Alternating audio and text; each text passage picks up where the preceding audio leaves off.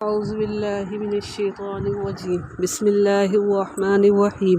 اللہم صلی علی سیدنا و مولانا محمد وعلی آل سیدنا و مولانا محمد وبارک وسلم۔ انبیاء کرام علیہ السلام کا تذکرہ، دین ابراہیمی، باب نمبر 2۔ تم فرماؤ اللہ سچا ہے تو ابراہیم کے دین پر چلو، ہر باطن سے جدا تھے اور ہر شرک والوں میں نہ تھے۔ تمہارا باپ ابراہیم کا دین اللہ نے تمہارا نام مسلمان رکھا، اور اگلی کتابوں میں اور اس قرآن میں حضرت عبداللہ بن عمر رضی اللہ تعالیٰ عنہ روایت فرماتے ہیں کہ وحی الہی نازل ہونے سے پہلے رسول اللہ صلی اللہ علیہ وآلہ وسلم کی ملاقات زید بن عمر بن نفیل سے بلدی نامی جگہ کے نچلے حصے میں ہوئی۔ جب رسول اللہ صلی اللہ علیہ وآلہ وسلم کی خدمت میں دسترخوان بچھایا گیا تو حضور نے کھانا کھانے سے انکار کر دیا۔ زید بن عمر نے کہا، میں بھی اس میں سے نہیں کھاتا ہوں جس کو تم اپنے بتوں کے نام پر ذبح کرتے ہو، میں تو صرف اسی میں سے کھاتا ہوں جس پر ذبح کے وقت اللہ کا نام لیا گیا ہو۔ زید بن عمر بن نفیل اہل قریش کا ذبیحہ ناپسند کیا کرتے تھے، اور وہ کہتے تھے کہ بکری کو اللہ تعالیٰ نے پیدا کیا، اس نے اس کے لیے آسمان سے پانی اتارا اور اس کے لیے زمین سے چارہ اگایا، اور تم لوگ ایسے ہو کہ اس کو خدا کے سوا دوسروں کے نام پر ذبح کرتے ہو، اور اللہ کے سوا کسی اور نام پر ذبح کرنے کو برا سمجھتے تھے۔ حضرت عبداللہ بن عمر رضی اللہ تعالیٰ عنہما روایت فرماتے ہیں کہ ایک مرتبہ زید بن عمر ملک و شام کی طرف گئے تھے تاکہ کسی دین حق کے متعلق معلومات کر کے اور دین حق کی اتباع کرے، تو انہوں نے ایک یہودی عالم سے ملاقات کی اور ان کے مذہب کے بارے میں معلومات حاصل کیا، اور اس سے کہا، ہو سکتا ہے میں تمہارا دین اختیار کر لوں۔ یہودی عالم نے کہا، تم اس وقت تک ہمارے مذہب میں شامل نہیں ہو سکتے جب تک اللہ تعالیٰ کے غضب سے کچھ اپنا حصہ حاصل نہ کر لو۔ زید نے کہا، میں تو خدا کے غضب سے دور بھاگتا ہوں، میں اللہ تعالیٰ کے غصہ اور غضب سے کچھ بھی برداشت نہیں کر سکتا، اور نہ میں اس کی طاقت رکھتا ہوں، تو کیا آپ مجھے کسی دوسرے دین کے بارے میں بتا سکتے ہیں؟ یہودی عالم نے کہا، مجھے دین حنیف کے سوا کسی دین کا کوئی پتہ نہیں۔ زید نے پوچھا، حنیف دین کون سا ہے؟ اس نے کہا، یہ حضرت ابراہیم علیہ السلام کا دین ہے جو یہودیت اور نصرانیت کے علاوہ ہے، اور اس میں خدا کے سوا اور کسی کی عبادت نہیں کی جاتی۔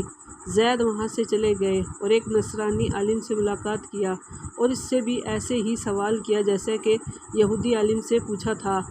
اور ان سے بھی یہی کہا کہ ہو سکتا ہے میں بھی تمہارا دین میں شامل ہو جاؤں۔ نصرانی عالم نے بھی یہ کہا، تم اس وقت تک ہمارے مذہب میں داخل نہیں ہو سکتے جب تک اللہ تعالیٰ کی لعنت میں سے اپنا کچھ حصہ حاصل نہ کر لو۔ زید نے کہا، میں تو خدا کی لعنت سے دور بھاگتا ہوں، اور نہ میں اللہ تعالیٰ کے غصہ اور غضب سے کچھ برداشت کر سکتا ہوں، اور نہ میں اس کی لعنت سے کچھ برداشت کرنے کی طاقت رکھتا ہوں، تو کیا آپ مجھے کسی اور دین کے بارے میں بتا سکتے ہیں؟ نصرانی عالم نے کہا، مجھے دین حنیف کے سوا اور کسی دین کا کوئی پتہ نہیں۔ زید نے پوچھا، دین حنیف کون سا دین ہے؟ اس نے کہا، یہ حضرت ابراہیم علیہ السلام کا دین ہے جو نہ یہودیت ہے اور نہ نصرانیت ہے، اور نہ ہی اس مذہب میں خدا کے سوا کسی اور کی عبادت کی جاتی ہے۔ جب زید بن عمر نے حضرت ابراہیم علیہ السلام کے دین حنیف کے متعلق یہ فیصلہ سنا تو وہ باہر آئے اور ہاتھ اٹھا کر کہا، اے اللہ، میں اس بات کی گواہی دیتا ہوں کہ بے شک میں دین ابراہیمی پر ہوں۔ حضرت اسماء بنت ابو بکر رضی اللہ تعالیٰ عنہ فرماتی ہیں کہ میں نے زید بن عمر بن نفیل کو دیکھا کہ وہ خانہ کعبہ کی پشت سے ٹیک لگا کر کھڑے تھے اور یہ کہہ رہے تھے، اے قریش کی جماعت، خدا کی قسم، میرے علاوہ تم میں سے کوئی بھی دین ابراہیمی پر نہیں ہے۔ حضرت اسماء فرماتی ہیں، زید زندہ دفن کی جانے والی بچیوں کو بچاتے تھے۔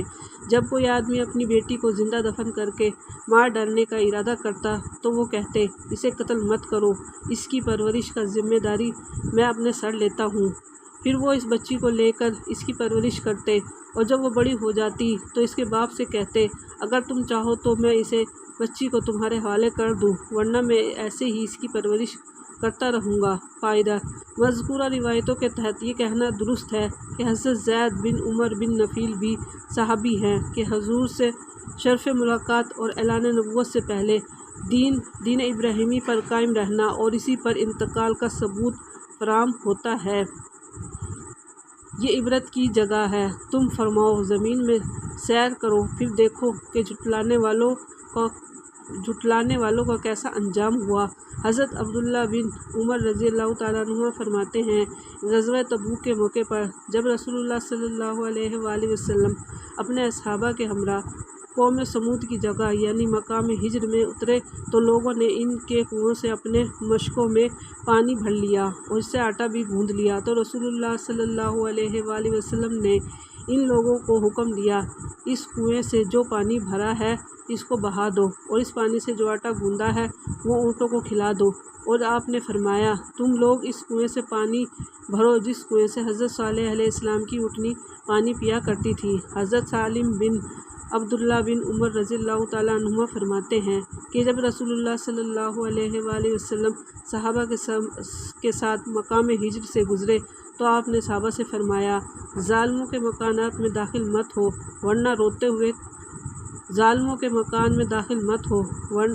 مگر روتے ہوئے کہا